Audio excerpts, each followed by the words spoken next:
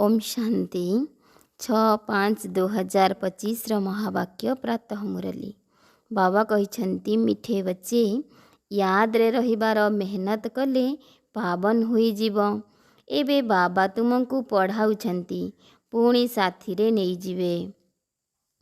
याद रे रहिबार मेहनत कले पावन होई जीव। एबे बाबा तुमको पढ़ाउछंती पुणी साथी रे नहीं जीवे। प्रश्न तुमको केउं संदेश समस्तंकु देवाकु हेब? तुमको केउं संदेश समस्तंकु देवाकु हेब? उत्तर एबे समस्तंकु घर को जीवाकु हेब। सेथिपाई पवित्र हुआ। पतित पावन बाबा कहउछंती मोते याद कले पवित्र होई जीव। एही संदेश समस्तंकु दियो। बाबा निजर परिचय तुम संतान मानंकु देइछंती। एबे तुमर कर्तव्य हेउछि बाबांको प्रत्यक्ष करिबा। कुहा जाए मध्य सन शोज फादर अर्थात पुत्र पितांकर प्रत्यक्षता करिथाए। गीत मरना तेरी गली में। ओम शांति। पिला माने गीतर अर्थ सुनिले जे बाबा आमे आपणक रुद्रमाला रे गुंथा हेबु। एही गीत तो भक्ति मार्ग रे रचना करा जाइछि। जहा किछि भी दुनिया रे सामग्री रहिछि जप तप पूजा पाठ ए सबु हेला भक्ति मार्ग। भक्ति रावण राज्य, ज्ञान राम राज्य अटे। ज्ञान को कुहा जाउछि नॉलेज पाठ पढ़ा। भक्ति को पाठ पढ़ा कुहा जाए नाही। सेथिरे कोनोसी लक्ष्य उद्देश्य न थाए जे आमे कौन हेबु। तेणु भक्ति पाठ पढ़ा नुहे। राजयोग शिखिबा एहा हेउछि पाठ पढ़ा। पाठ केवल गोटिए जागा अर्थात स्कूल रे पढ़ा जाई थाए। भक्ति रे तो द्वार द्वार धक्का खाई थांती। पाठ पढ़ा अर्थात पाठ पढ़ा। तेणु पाठ संपूर्ण रीति रे पढ़िबा उचित। पिला माने जानिछंती आमे हेउछु छात्र। बहुत अछंती जेउ माने निजको छात्र बोली भाबु नाहंती। काहींकि ना पढ़ु नाहंती, ना बाबांकु बाबा बोली भाबुछंती, ना शिव बाबांकु सद्गति दाता बोली भाबुछंती। एमिति मध्य बहुत अछंती जेउ मानंकर बुद्धि रे किछि हेले ज्ञान पशु नाही। एबे राजधानी स्थापन हेउछि ना, एथिरे सबु प्रकारर कर्मचारी आवश्यक। बाबा पतित मानंकु पवित्र कराइबा पई आसिछंती। बाबांकु डाकुछंती हे पतित पावन आस। एबे बाबा आसी कहउछंती पवित्र हुओ, बाबांकु स्मरण कर। तेबे समस्तंकु बाबांकर संदेश देवाकु हेब। वर्तमान भारत ही वेश्यालय अटे। प्रथमे भारत ही शिवालय थिला। एबे उभय ताज अर्थात मुकुट नाही। एकथा तुमे संतान माने ही जानिछ जे एबे पतित पावन बाबा कहउछंती मोते स्मरण करिले तुमे माने पतितरु पवित्र होई जीव। किंतु एथिरे ही मेहनत रहिछि। बहुत कम अछंती जेउ माने योगयुक्त होई रहुछंती। भक्तमाला मध्य खूब अल्प जनकर होई थाए ना। भक्तमाला रे धना भक्त, नारद, मीरा आदिंकर नाम रहिछि। एमानंक मध्यरु समस्ते तो आसी पढ़िबे नाही। कल्प पूर्वरु जेउ माने पढ़िथिले सेही माने ही आसुछंती। से माने कहउछंती बाबा आमे राजयोगर पाठ पढ़िबा पाई एवं जोगर यात्रा करिबा पाई आपणंक सहित कल्प पूर्वरु मध्य मिसिथिलु। एबे बाबा तुम मानंकु परमधाम घर को नेई जीवा पाई आसिछंती। बुझाउछंती जे तुम मानंकर आत्मा एबे पतित होई जाइछि। सेथिपाई डाकुछ जे आसी आमको पवित्र करांतु। एबे बाबा कहउछंती मोते स्मरण कर, पवित्र हुओ। बाबा एबे पाठ पढ़ाउछंती पुणी साथी रे मध्य नेई जीवे।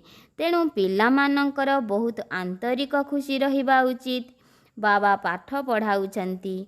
कृष्ण को बाबा बोली कुहा जीव नाही। कृष्ण को पतित पावन बोली मध्य कुहा जाई परिब नाही। एकथा काहाकु मध्य जଣା नाही जे बाबा काहाकु कुहा जाउछि एवं से ज्ञान किपरि देउछंती। ଏକଥା କେବଳ ତୁମେମାନେ ହିଁ ଜାଣୁଛ। ବାବା ନିଜର ପରିଚୟ କେବଳ ପିଲାମାନଙ୍କୁ ହିଁ ଦେଉଛନ୍ତି। ନୂଆ ନୂଆ କାହା ସହିତ ବାବା ମିଶିପାରିବେ ନାହିଁ। ବାବା କହୁଛନ୍ତି ସନ୍ ଶୋଜ୍ ଫାଦର। ପିଲାମାନେ ହିଁ ବାବାଙ୍କର ପ୍ରତ୍ୟକ୍ଷତା କରିବେ। ବାବାଙ୍କର କାହା ସହିତ ମିଶିବା କଥା ହେବାର ନାହିଁ। ବାବାଙ୍କର କାହା ସହିତ ମଧ୍ୟ ମିଶିବା କଥା ହେବାର ନାହିଁ। ଯଦିଓ ଏତେ ସମୟ ବାବା ନୂଆମାନଙ୍କ ସହ ମିଶୁଛନ୍ତି, ଡ୍ରାମାରେ ଥିଲା। ଢେର ଆସୁଥିଲେ। ମିଲିଟାରୀବାଲାଙ୍କ ନିମନ୍ତେ ମଧ୍ୟ ବାବା ବୁଝାଇଛନ୍ତି ତାଙ୍କର ଉଦ୍ଧାର କରିବାକୁ ହେବ। ସେମାନଙ୍କୁ ଧନ୍ଦା ମଧ୍ୟ କରିବାକୁ ତ ପଡ଼ିବ, ନଚେତ୍ ଶତ୍ରୁମାନେ ଆକ୍ରମଣ କରିଦେବେ। କିନ୍ତୁ ତା ଭିତରେ ମଧ୍ୟ କେବଳ ବାବାଙ୍କୁ ସ୍ମରଣ କରିବାକୁ ହେବ। ଗୀତାରେ ମଧ୍ୟ ଅଛି, ଯୁଦ୍ଧଭୂମିରେ ଯିଏ ଶରୀର ଛାଡ଼ିବେ ସେ ସ୍ୱର୍ଗକୁ ଯିବେ। କିନ୍ତୁ ଏପରି ତ କେହି ଯାଇପାରିବେ ନାହିଁ। ସ୍ୱର୍ଗର ସ୍ଥାପନକର୍ତ୍ତା ମଧ୍ୟ ଯେତେବେଳେ ଆସିବେ ସେତେବେଳେ ହିଁ ଯିବେ। ସ୍ୱର୍ଗ କ'ଣ ଏକଥା ମଧ୍ୟ କେହି ଜାଣିନାହାନ୍ତି। ଏବେ ତୁମେ ସନ୍ତାନମାନେ 5 ବିକାର ରୂପୀ ରାବଣ ସହିତ ଯୁଦ୍ଧ କରୁଛ। ବାବା କହୁଛନ୍ତି ଅଶରୀର ହୁଅ, ନିଜକୁ ଆତ୍ମା ନିଶ୍ଚୟ କରି ମୋତେ ମନେ ପକାଅ। ଏକଥା ଆଉ କେହି ବି କହିପାରିବେ ନାହିଁ। ସର୍ବଶକ୍ତିମାନ ଏକମାତ୍ର ବାବାଙ୍କ ବ୍ୟତୀତ ଆଉ କାହାକୁ କୁହାଯାଇପାରିବ ନାହିଁ। ବ୍ରହ୍ମା ବିଷ୍ଣୁ ଶଙ୍କରଙ୍କୁ ମଧ୍ୟ ଶ୍ରୀ କୁହାଯାଇପାରିବ ନାହିଁ। ସର୍ବଶକ୍ତିମାନ ହେଉଛନ୍ତି ଏକମାତ୍ର ବାବା। ୱାଲ୍ ଅଲମାଇଟି ଅଥରିଟି, ଜ୍ଞାନର ସାଗର ଏକମାତ୍ର ବାବାଙ୍କୁ କୁହାଯାଉଛି। ସାଧୁସନ୍ଥ ଆଦି ଶାସ୍ତ୍ରର ଅଥରିଟି ଅଟନ୍ତି। ତାଙ୍କୁ ଭକ୍ତିର ଅଥରିଟି କୁହାଯାଇପାରିବ ନାହିଁ। ସେମାନେ ଶାସ୍ତ୍ରର ଅଥରିଟି ଅଟନ୍ତି। ସେମାନଙ୍କର ସବୁକିଛି ଶାସ୍ତ୍ର ଉପରେ ଆଧାରିତ। ଭାବୁଛନ୍ତି ଯେ ଭକ୍ତିର ଫଳ ଭଗବାନଙ୍କୁ ଦେବାକୁ ହେବ। ଭକ୍ତି କେବେ ଆରମ୍ଭ ହେଲା, କେବେ ପୂରା ହେବ, ଏକଥା କିଛି ବି ଜଣା ନାହିଁ। ଭକ୍ତମାନେ ଭାବୁଛନ୍ତି ଭକ୍ତି ଦ୍ୱାରା ଭଗବାନ ରାଜି ହେବେ। ଭଗବାନଙ୍କ ସହିତ ମିଶିବା ପାଇଁ ଇଚ୍ଛା ରହିଥାଏ। କିନ୍ତୁ ସେ କାହାର ଭକ୍ତି ଦ୍ୱାରା ରାଜି ହେବେ? ନିଶ୍ଚୟ ତାଙ୍କର ହିଁ ଭକ୍ତି କଲେ ରାଜି ହେବେ ନା। ଯଦି ତୁମେମାନେ ଶଙ୍କରଙ୍କର ଭକ୍ତି କରିଲ, ତେବେ ବାବା କିପରି ରାଜି ହେବେ? କ'ଣ ହନୁମାନଙ୍କୁ ଭକ୍ତି କରିଲେ ବାବା ରାଜି ହେବେ? ସେଥିରେ କେବଳ ସାକ୍ଷାତକାର ହୋଇଥାଏ, ବାକି କିଛି ହେଲେ ପ୍ରାପ୍ତି ହୁଏ ନାହିଁ। ବାବା କହୁଛନ୍ତି ଯଦିଓ ମୁଁ ସାକ୍ଷାତକାର କରାଉଛି, କିନ୍ତୁ ଏପରି ନୁହେଁ ଯେ ମୋ ସହିତ ଆସି ମିଶିବେ। ନା, ତୁମେମାନେ କେବଳ ମୋ ସହିତ ମିଶୁଛ। ଭକ୍ତ ଭଗବାନଙ୍କ ସହିତ ମିଶିବା ପାଇଁ ଭକ୍ତି କରିଥାନ୍ତି। କହନ୍ତି ଜଣା ନାହିଁ କି ଭଗବାନ କେଉଁ ରୂପରେ ଆସି ମିଶିବେ। ସେଥିପାଇଁ ଏହାକୁ ଅନ୍ଧଶ୍ରଦ୍ଧା କୁହାଯାଏ। ଏବେ ତୁମେମାନେ ବାବାଙ୍କ ସହିତ ମିଶୁଛ। ଜାଣିଛ ଯେ ନିରାକାର ବାବା ଯେତେବେଳେ ଶରୀର ଧାରଣ କରିବେ, ତେବେ ଯାଇ ନିଜର ପରିଚୟ ଦେବେ ଯେ ମୁଁ ତୁମର ପିତା ଅଟେ। 5000 ବର୍ଷ ପୂର୍ବରୁ ମଧ୍ୟ ମୁଁ ତୁମମାନଙ୍କୁ ରାଜ୍ୟଭାଗ୍ୟ ଦେଇଥିଲି। ପୁଣି ତୁମମାନଙ୍କୁ 84 ଜନ୍ମ ନେବାକୁ ପଡ଼ିଲା। ଏହି ସୃଷ୍ଟିଚକ୍ର ଘୂରି ଚାଲିଛି। ଦ୍ୱାପର ପରେ ହିଁ ଅନ୍ୟ ଧର୍ମ ସବୁ ଆସିଥାନ୍ତି। ସେମାନେ ନିଜ ନିଜର ଧର୍ମ ସ୍ଥାପନା କରୁଛନ୍ତି। ଏଥିରେ କୌଣସି ବଡ଼ପଣର କଥା ନାହିଁ। ଏଥିରେ କାହାର ହେଲେ ବଡ଼ପଣିଆ ନାହିଁ। ବାବା ଆସି ପ୍ରବେଶ କଲେ ହିଁ ବ୍ରହ୍ମାଙ୍କର ମହିମା ହେବ, ନଚେତ୍ ଇଏ ମଧ୍ୟ ନିଜର ଧନ୍ଦା ଆଦି କରୁଥିଲେ। ଏହାଙ୍କୁ ମଧ୍ୟ ଜଣା ନଥିଲା ଯେ ମୋ ଭିତରେ ଭଗବାନ ଆସିବେ। ବାବା ତାଙ୍କ ଶରୀରରେ ପ୍ରବେଶ କରି ବୁଝାଇଲେ କିପରି ମୁଁ ଏହାଙ୍କଠାରେ ପ୍ରବେଶ କଲି, କିପରି ଏହାଙ୍କୁ ଦେଖାଇଲି ମୋର ସବୁକିଛି ତୁମର ଏବଂ ତୁମର ସବୁ ମୋର। ସବୁକିଛି ଦେଖିନିଅ। ତୁମେ ମୋର ସହଯୋଗୀ ହେଉଛ, ତେଣୁ ନିଜର ତନ୍ ମନ୍ ଧନ ବଦଳରେ ତୁମକୁ ଏସବୁ ମିଳିବ। ବାବା କହୁଛନ୍ତି ମୁଁ ସାଧାରଣ ଶରୀରରେ ପ୍ରବେଶ କରୁଛି। ଯିଏ ନିଜର ଜନ୍ମକୁ ମଧ୍ୟ ଜାଣିନାହାନ୍ତି, କିନ୍ତୁ ମୁଁ କେବେ ଆସୁଛି, କିପରି ଆସୁଛି, ଏକଥା କାହାକୁ ବି ଜଣା ନାହିଁ। ଏବେ ତୁମେମାନେ ଦେଖୁଛ ସାଧାରଣ ଶରୀରରେ ବାବା ଆସିଛନ୍ତି। ଏହାଙ୍କ ଦ୍ୱାରା ଆମକୁ ଜ୍ଞାନ ଏବଂ ଯୋଗ ଶିଖାଉଛନ୍ତି। ଜ୍ଞାନ ତ ବହୁତ ସହଜ ଅଟେ। ନର୍କର ଦ୍ୱାର ବନ୍ଦ ହୋଇ ସ୍ୱର୍ଗର ଫାଟକ କିପରି ଖୋଲୁଛି ଏକଥା ମଧ୍ୟ ତୁମେମାନେ ଏବେ ଜାଣୁଛ। ଦ୍ୱାପରରେ ରାବଣ ରାଜ୍ୟ ଆରମ୍ଭ ହୋଇଥାଏ, ଅର୍ଥାତ୍ ନର୍କର ଦ୍ୱାର ଖୋଲିଥାଏ। ନୂଆ ଏବଂ ପୁରୁଣା ଦୁନିଆକୁ ଅଧା ଅଧା ରଖାଯାଇଛି। ଏବେ ବାବା କହୁଛନ୍ତି, ମୁଁ ତୁମମାନଙ୍କୁ ପତିତରୁ ପାବନ ହେବାର ଯୁକ୍ତି ବତାଉଛି ଏବଂ ତାହା ହେଲା ବାବାଙ୍କୁ ଯେତେ ସ୍ମରଣ କରିବ ସେତେ ଜନ୍ମ ଜନ୍ମାନ୍ତରର ପାପ ନାଶ ହୋଇଯିବ। ଏହି ଜନ୍ମର ପାପ ମଧ୍ୟ ବାବାଙ୍କୁ ଶୁଣାଇବାକୁ ହେବ। ସମସ୍ତଙ୍କର ସ୍ମୃତିରେ ମଧ୍ୟ ରହିଥାଏ ଯେ ମୁଁ କି ପାପ କରିଛି, କ'ଣ କ'ଣ ସବୁ ଦାନ ପୁଣ୍ୟ କରିଛି। ବ୍ରହ୍ମାଙ୍କୁ ନିଜର ପିଲାବେଳର କଥା ଜଣାଅଛି ନା? ଶ୍ରୀକୃଷ୍ଣଙ୍କର ନାମ ହିଁ ହେଉଛି ଶ୍ୟାମଳ ଏବଂ ଗୋରା, ଶ୍ୟାମ ସୁନ୍ଦର। କିନ୍ତୁ ଏହାର ଅର୍ଥ କେବେ ବି କାହାର ବୁଦ୍ଧିରେ ଆସିପାରିବ ନାହିଁ। ତାଙ୍କର ନାମ ହିଁ ହେଉଛି ଶ୍ୟାମ ସୁନ୍ଦର, ତେଣୁ ଚିତ୍ରରେ ତାଙ୍କୁ କଳା କରିଦେଇଛନ୍ତି। ରଘୁନାଥ ମନ୍ଦିରରେ ଦେଖିବ, ସେଠାରେ ମଧ୍ୟ ତାଙ୍କର କଳା ଚିତ୍ର। ହନୁମାନଙ୍କ ମନ୍ଦିରରେ ଦେଖ, ତେବେ ସମସ୍ତଙ୍କୁ କଳା କରିଦେଇଛନ୍ତି, କାରଣ ଏହା ହେଉଛି ହିଁ ପତିତ ଦୁନିଆ। ଏବେ ତୁମ ସନ୍ତାନମାନଙ୍କର ଚିନ୍ତା ରହିଛି ଯେ ଆମେ ଶ୍ୟାମଳରୁ ସୁନ୍ଦର କିପରି ହେବୁ। ସେଥିପାଇଁ ତୁମେମାନେ ବାବାଙ୍କ ସ୍ମୃତିରେ ରହୁଛ। ବାବା କହୁଛନ୍ତି, ଏହା ତୁମର ଅନ୍ତିମ ଜନ୍ମ, ତେଣୁ ମୋତେ ମନେ ପକାଅ, ତେବେ ତୁମର ପାପ ଭସ୍ମ ହେବ। ତୁମେମାନେ ଜାଣିଛ ଆମମାନଙ୍କୁ ଘରକୁ ଫେରାଇ ନେବା ପାଇଁ ବାବା ଆସିଛନ୍ତି। ତେବେ ନିଶ୍ଚିନ୍ତ ଏହିଠାରେ ହିଁ ଶରୀର ଛାଡ଼ିବା। ଶରୀର ତ ସାଥିରେ ଯିବ ନାହିଁ। ପତିତ ଆତ୍ମାମାନେ ମଧ୍ୟ ସେଠାକୁ ଯାଇପାରିବେ ନାହିଁ। ପବିତ୍ର ହେବାର ଉପାୟ ମଧ୍ୟ ନିଶ୍ଚିନ୍ତ ବାବା ହିଁ ବତାଇବେ। କହୁଛନ୍ତି, ମୋତେ ମନେ ପକାଅ, ତେବେ ତୁମମାନଙ୍କର ବିକର୍ମ ବିନାଶ ହେବ। ଭକ୍ତି ମାର୍ଗରେ ହେଲା ଅନ୍ଧଶ୍ରଦ୍ଧା। ଶିବ କାଶୀ କହୁଛନ୍ତି, ପୁଣି କହୁଛନ୍ତି ଶିବ ଗଙ୍ଗାକୁ ଆଣିଥିଲେ। ଭାଗୀରଥଙ୍କ ଠାରୁ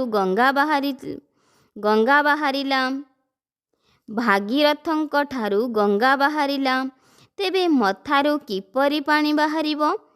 ଭାଗୀରଥ କ'ଣ କୌଣସି ପାହାଡ଼ ଉପରେ ବସିଛନ୍ତି କି, ଯାହାଙ୍କ ଜଟାରୁ ଗଙ୍ଗା ଆସିବ?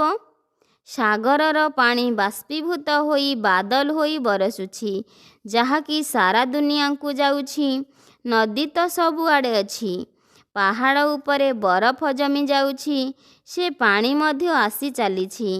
ପାହାଡ଼ ଭିତରେ ଯେଉଁ ଗୁମ୍ଫାରେ ପାଣି ରହିଥାଏ, ତାହା ପୁଣି କୂଅକୁ ଆସିଥାଏ। ତାର ଆଧାର ମଧ୍ୟ ବର୍ଷା ଅଟେ। ବର୍ଷା ନ ହେଲେ କୂଅ ମଧ୍ୟ ଶୁଖିଯାଇଥାଏ। ଆତ୍ମାମାନେ ମଧ୍ୟ କହିଥାନ୍ତି, ବାବା ଆମକୁ ପବିତ୍ର କରି ସ୍ୱର୍ଗକୁ ନେଇ ଚାଲ। ତେବେ ସମସ୍ତଙ୍କର ସ୍ୱର୍ଗକୁ ଯିବା ପାଇଁ ବା କୃଷ୍ଣପୁରୀକୁ ଯିବା ପାଇଁ ଆଶା ରହିଥାଏ, କିନ୍ତୁ ବିଷ୍ଣୁପୁରୀ ବିଷୟରେ କାହାକୁ କିଛି ଜଣା ନାହିଁ। କୃଷ୍ଣଙ୍କର ଭକ୍ତମାନେ କହିଥାନ୍ତି, ଯେଉଁଠି ଦେଖ କେବଳ କୃଷ୍ଣ ହିଁ କୃଷ୍ଣ। ଆରେ, ଯଦି ପରମାତ୍ମା ସର୍ବବ୍ୟାପୀ ଅଟନ୍ତି, ତେବେ କାହିଁକି କହୁନାହାନ୍ତି ଯେ ଯେଉଁଆଡ଼େ ଦେଖ ପରମାତ୍ମା ହିଁ ପରମାତ୍ମା ରହିଛନ୍ତି? ପରମାତ୍ମାଙ୍କ ଭକ୍ତମାନେ ପୁଣି ଏକଥା ମଧ୍ୟ କହୁଛନ୍ତି, ସବୁ ତାଙ୍କର ହିଁ ରୂପ, ସିଏ ହିଁ ଏହିସବୁ ଲୀଳା କରୁଛନ୍ତି। ଭଗବାନ ଲୀଳା କରିବା ପାଇଁ ରୂପ ଧାରଣ କରିଛନ୍ତି, ତେବେ ନିଶ୍ଚିନ୍ତ ଏବେ ଲୀଳା କରିବେ ନା। ପରମାତ୍ମାଙ୍କ ଦୁନିଆ ସ୍ୱର୍ଗରେ ଦେଖ, ସେଠାରେ କୌଣସି ଆବର୍ଜନାର କଥା ହିଁ ନାହିଁ। ଏଠାରେ ତ ଆବର୍ଜନା ଭର୍ତ୍ତି ହୋଇ ରହିଛି। ପୁଣି ଏଠାରେ ଏକଥା ମଧ୍ୟ କହିଦେଉଛନ୍ତି ଯେ ପରମାତ୍ମା ସର୍ବବ୍ୟାପୀ ଅଟନ୍ତି। ପରମାତ୍ମା ହିଁ ସୁଖ ଦେଉଛନ୍ତି। ପିଲା ଆସିଲା, ସୁଖ ଆସିଲା, ମରିଗଲେ ଦୁଃଖ ହେଲା। ଆରେ, ଭଗବାନ ତୁମକୁ ଦେଇଥିଲେ, ପୁଣି ନେଇଗଲେ, ତେବେ କାନ୍ଦିବା କ'ଣ ଦରକାର? ସତ୍ୟ ଯୁଗରେ କାନ୍ଦିବା, ଦୁଃଖୀ ହେବା, ଏସବୁ ହେବ ନାହିଁ। ମୋହଜିତ ରାଜାର ଦୃଷ୍ଟାନ୍ତ ଦେଖାଇଛନ୍ତି। ଏସବୁ ହେଲା ମିଛ ଦୃଷ୍ଟାନ୍ତ। ଏଥିରେ କୌଣସି ସତ୍ୟତା ନାହିଁ। ସତ୍ୟ ଯୁଗରେ ଋଷି ମୁନିମାନେ ରହିବେ ନାହିଁ ଏବଂ ଏଠାରେ ମଧ୍ୟ ସେପରି କୌଣସି କଥା ହୋଇପାରିବ ନାହିଁ, କାରଣ ଏଠାରେ ଏପରି କେହି ମୋହଜିତ ରାଜା ହୋଇପାରିବେ ନାହିଁ। ଭଗବାନ ଉବାଚ ଯାଦବ କୌରବ ପାଣ୍ଡବ କ୍ୟା କରତ ଭୟେ। ତୁମର ବାବାଙ୍କ ସହିତ ଯୋଗ ରହିଛି। ବାବା କହୁଛନ୍ତି ମୁଁ ତୁମ ସନ୍ତାନମାନଙ୍କ ଦ୍ୱାରା ଭାରତକୁ ସ୍ୱର୍ଗ କରାଉଛି। ବର୍ତ୍ତମାନ ଯେଉଁମାନେ ପବିତ୍ର ହେଉଛନ୍ତି ସେହିମାନେ ହିଁ ଭବିଷ୍ୟତରେ ପବିତ୍ର ଦୁନିଆର ମାଲିକ ହେବେ।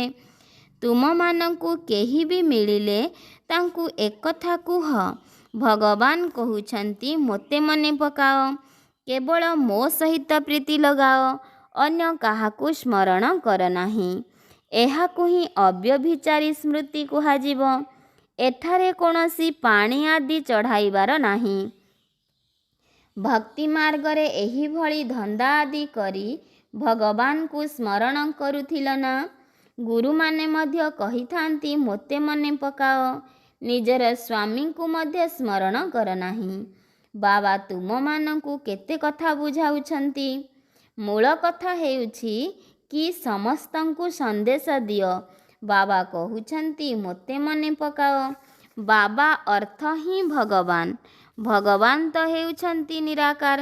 ଶ୍ରୀକୃଷ୍ଣଙ୍କୁ ସମସ୍ତେ ଭଗବାନ କହିବେ ନାହିଁ। କୃଷ୍ଣ ତ ହେଉଛନ୍ତି ଛୋଟ ପିଲା। ଯଦି ଶିବ ବାବା ଏହାଙ୍କ ଶରୀରରେ ପ୍ରବେଶ କରିନଥାନ୍ତେ ତେବେ ତୁମେ ସବୁ କ'ଣ ଏଠାରେ ଥାଆନ୍ତ? ଶିବ ବାବା ଏହାଙ୍କ ଦ୍ୱାରା ତୁମମାନଙ୍କୁ ପୋଷ୍ୟ କରାଇ ନିଜର କରିଛନ୍ତି। ତେଣୁ ସିଏ ମାତା ପିତା ଉଭୟ ଅଟନ୍ତି। ତେବେ ମାତା ତ ସାକାରୀ ଆବଶ୍ୟକ ନା? ସେ ତ ହେଉଛନ୍ତି ଆମର ପିତା। ତେବେ ଏହି ସବୁ କଥାକୁ ଭଲ ଭାବରେ ଧାରଣ କରିବାକୁ ହେବ। ତୁମେ ସନ୍ତାନମାନଙ୍କୁ କେବେ ବି କୌଣସି କଥାରେ ଝାଉଁଳି ଯିବା ଉଚିତ ନୁହେଁ। ଏହି ପାଠପଢ଼ାକୁ କେବେ ବି ଛାଡ଼ିବା ଉଚିତ ନୁହେଁ। କେତେକ ସନ୍ତାନ ସଙ୍ଗ ଦୋଷରେ ଆସି ରୁଷି ଯାଉଛନ୍ତି ଏବଂ ନିଜ ଘରେ ପାଠଶାଳା ଖୋଲି ଦେଉଛନ୍ତି। ଯଦି ପରସ୍ପର ମଧ୍ୟରେ ଲଢ଼େଇ ଝଗଡ଼ା କରି ନିଜର ପାଠଶାଳା ଖୋଲିବେ ତେବେ ମୂର୍ଖପଣିଆ ହେବ। ଯିଏ ରୁଷି ଯାଉଛନ୍ତି ସିଏ ପାଠଶାଳା ଖୋଲିବାର ଯୋଗ୍ୟ ହିଁ ନୁହନ୍ତି। ଏହିଭଳି ଦେହ ଅଭିମାନ ତୁମର ଚଳିବ ନାହିଁ। କାହିଁକି ନା ବୁଦ୍ଧିରେ ତ ଶତ୍ରୁତା ରହିଛି। ତେଣୁ ସିଏ ମନେ ପଡ଼ିବେ ଏବଂ କାହାକୁ କିଛି ହେଲେ ବୁଝାଇ ପାରିବ ନାହିଁ। ଏପରି ମଧ୍ୟ ହୁଏ, ଯାହାକୁ ଜ୍ଞାନ ଦିଅନ୍ତି ସେ ଆଗକୁ ଚାଲିଯାଆନ୍ତି, ନିଜେ ତଳକୁ ଖସିଯାଆନ୍ତି। ତେବେ ସେ ନିଜେ ମଧ୍ୟ ବୁଝିପାରିଥାନ୍ତି ଯେ ମୋ ଠାରୁ ତାଙ୍କର ଅବସ୍ଥା ଭଲ। ଯିଏ ଶିକ୍ଷା ଗ୍ରହଣ କରିଥାଏ ସେ ରାଜା ଏବଂ ଶିକ୍ଷାଦାତା ନିଜେ ଦାସଦାସୀ ହୋଇଯାଇଥାନ୍ତି। ଏପରି ମଧ୍ୟ ଅଛନ୍ତି। ତେବେ ବର୍ତ୍ତମାନ ପୁରୁଷାର୍ଥ କରି ବାବାଙ୍କ ଗଳାର ହାର ହେବାକୁ ପଡ଼ିବ। ବାବା ବଞ୍ଚିଥାଉ ଥାଉ ମୁଁ ଆପଣଙ୍କର ହୋଇଛି, କାରଣ ଯୋଗ ବଳ ଦ୍ୱାରା ହିଁ ବେଡ଼ା ପାରି ହେବ। ଆଚ୍ଛା, ମିଠା ମିଠା ଶିଖିଲ ଧେ ସନ୍ତାନମାନଙ୍କ ପ୍ରତି ମାତା ପିତା ବାପ ଦାଦାଙ୍କର ମଧୁର ସ୍ନେହ ସମ୍ପନ୍ନ ଶୁଭେଚ୍ଛା ଏବଂ ସୁପ୍ରଭାତ। ଆତ୍ମିକ ପିତାଙ୍କର ଆତ୍ମିକ ସନ୍ତାନମାନଙ୍କୁ ନମସ୍ତେ। ଧାରଣା ପାଇଁ ମୁଖ୍ୟ ସାରାଂଶ ନମ୍ବର 1। କେବେ ହେଲେ କୌଣସି କଥାରେ ଝାଉଁଳି ପଡ଼ ନାହିଁ। ପରସ୍ପର ମଧ୍ୟରେ ରୁଷି ପଢ଼ା ଛାଡ଼ିଦେବା ଉଚିତ ନୁହେଁ। ଶତ୍ରୁତା କରିବା ମଧ୍ୟ ଦେହ ଅଭିମାନ ଅଟେ। ସଙ୍ଗ ଦୋଷରୁ ନିଜକୁ ବହୁତ ସମ୍ଭାଳିବାକୁ ହେବ। ପବିତ୍ର ହୋଇ ନିଜର ଚଳଣି ଦ୍ୱାରା ବାବାଙ୍କର ପ୍ରତ୍ୟକ୍ଷତା କରିବାକୁ ହେବ। ନମ୍ବର 2। ପ୍ରୀତି ବୁଦ୍ଧି ହୋଇ ଏକ ବାବାଙ୍କର ଅବ୍ୟଭିଚାରୀ ୟାଦରେ ରହିବାକୁ ହେବ। ତନ୍ ମନ ଧନ ଦ୍ୱାରା ବାବାଙ୍କର କାର୍ଯ୍ୟରେ ସହଯୋଗୀ ହେବାକୁ ପଡ଼ିବ। ବାବାଙ୍କର ବରଦାନ, ନ୍ୟାରା ଏବଂ ପ୍ୟାରା ହେବାର ରହସ୍ୟକୁ ଜାଣି ସର୍ବଦା ସନ୍ତୁଷ୍ଟ ରହୁଥିବା ରହସ୍ୟଯୁକ୍ତ ଆତ୍ମା ହୁଅ। ନ୍ୟାରା ଏବଂ ପ୍ୟାରା ହେବାର ରହସ୍ୟକୁ ଜାଣି ସର୍ବଦା ସନ୍ତୁଷ୍ଟ ରହୁଥିବା ରହସ୍ୟଯୁକ୍ତ ଆତ୍ମା ହୁଅ। ବିସ୍ତାର। ଯେଉଁ ପିଲାମାନେ ଘର ଗୃହସ୍ଥରେ ରହି ସବୁଥିରୁ ନ୍ୟାରା ଏବଂ ସମସ୍ତଙ୍କ ସହିତ ପ୍ୟାରା ହୋଇ ଚାଲିବାର ରାଜ ଅର୍ଥାତ୍ ରହସ୍ୟକୁ ଜାଣିଛନ୍ତି, ସେମାନେ ନିଜେ ମଧ୍ୟ ସର୍ବଦା ନିଜ ଉପରେ ସନ୍ତୁଷ୍ଟ ରହିଥାନ୍ତି ଏବଂ ନିଜର ଘର ଗୃହସ୍ଥକୁ ମଧ୍ୟ ସନ୍ତୁଷ୍ଟ ରଖିଥାନ୍ତି। ତା ସହିତ ସଚ୍ଚା ଦିଲ୍ ହୋଇଥିବା କାରଣରୁ ସାହେବ ବାବା ମଧ୍ୟ ସର୍ବଦା ଦାତାଙ୍କ ଉପରେ ରାଜି ରହିଥାନ୍ତି। ଏହିଭଳି ସର୍ବଦା ରାଜି ରହୁଥିବା ରାଜଯୁକ୍ତ ପିଲାମାନଙ୍କୁ ନିଜ ପ୍ରତି ହେଉ ବା ଅନ୍ୟ କାହା ପ୍ରତି ମଧ୍ୟ ହେଉ କାହାକୁ ମଧ୍ୟସ୍ଥି କରିବା ବା କାହାଠାରୁ ସହଯୋଗ ନେବାର ଆବଶ୍ୟକତା ପଡ଼ିନଥାଏ, କାହିଁକି ନା ସେମାନେ ନିଜର ଫେସଲା ନିଜେ ନିଜେ ହିଁ କରିନିଅନ୍ତି। ସେଥିପାଇଁ ସେମାନଙ୍କୁ କୌଣସି କଥାରେ କାଜି ବା ଓକିଲ ବା ଜଜ୍ କରିବାର ଆବଶ୍ୟକତା ପଡ଼େ ନାହିଁ। ସ୍ଲୋଗାନ। ସେବା ଦ୍ୱାରା ଯେଉଁ ଆଶୀର୍ବାଦ ମିଳିଥାଏ, ସେହି ଆଶୀର୍ବାଦ ହିଁ ସୁସ୍ଥ ରହିବାର ଆଧାର ଅଟେ। ସେବା ଦ୍ୱାରା ଯେଉଁ ଆଶୀର୍ବାଦ ମିଳିଥାଏ, ସେହି ଆଶୀର୍ବାଦ ହିଁ ସୁସ୍ଥ ରହିବାର ଆଧାର ଅଟେ। ଅବ୍ୟକ୍ତି ସାରା। ଆତ୍ମିକ ରାଜକୀୟତା ସହିତ ପବିତ୍ରତା ରୂପୀ ବ୍ୟକ୍ତିତ୍ୱକୁ ଧାରଣ କର। ଯେପରି ସ୍ଥୂଳ ଶରୀରରେ ନିଶ୍ୱାସ ପ୍ରଶ୍ୱାସ ଚାଲୁ ରହିବା ଆବଶ୍ୟକ ଅଟେ, ଶ୍ୱାସକ୍ରିୟା ନାହିଁ ତ ଜୀବନ ନାହିଁ, ସେହିପରି ବ୍ରାହ୍ମଣ ଜୀବନର ଶ୍ୱାସକ୍ରିୟା ହେଲା ପବିତ୍ରତା। 21 ଜନ୍ମର ପ୍ରାରବ୍ଧ ପ୍ରାପ୍ତ କରିବାର ଆଧାର ହେଲା ପବିତ୍ରତା। ଆତ୍ମା ଏବଂ ପରମାତ୍ମାଙ୍କର ମିଳନର ଆଧାର ହେଲା ପବିତ୍ର ବୁଦ୍ଧି। ସଙ୍ଗମଯୋଗୀ ପ୍ରାପ୍ତିଗୁଡ଼ିକର ଆଧାର ଏବଂ ଭବିଷ୍ୟତରେ ପୂଜ୍ୟ ପଦ ପ୍ରାପ୍ତ କରିବାର ଆଧାର ମଧ୍ୟ ପବିତ୍ରତା ଅଟେ। ସେଥିପାଇଁ ପବିତ୍ରତା ରୂପୀ ବ୍ୟକ୍ତିତ୍ୱକୁ ବରଦାନ ରୂପରେ ଧାରଣ କର। ଆଚ୍ଛା। ଓମ୍ ଶାନ୍ତି।